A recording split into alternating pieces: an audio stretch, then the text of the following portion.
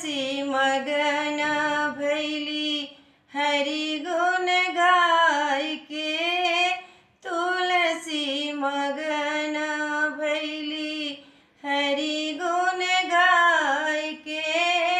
तुलसी मगन भैली हरि गुण गाय के।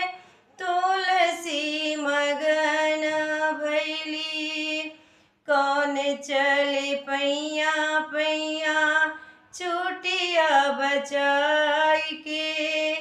कौन चले घोड़ा हाथी पालकी सजाई के।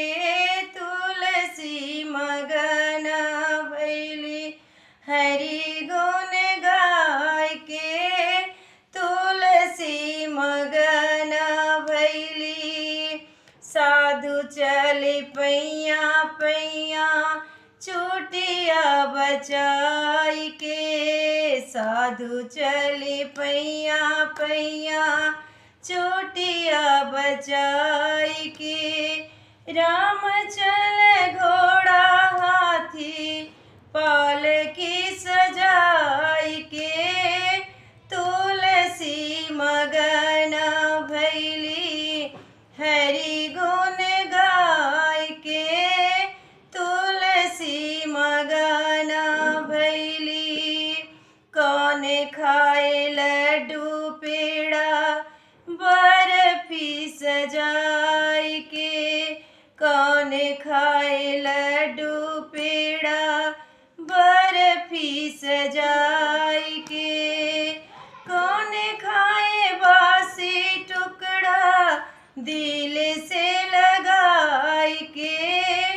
तुलसी मगन भैली हरि गुण गाय के।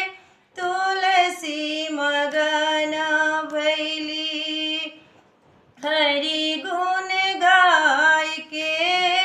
तुलसी मगन भैली राम खाए लड्डू पेड़ा बर्फी सजाई के। राम खाए लड्डू पेड़ा बर्फी सजाई के।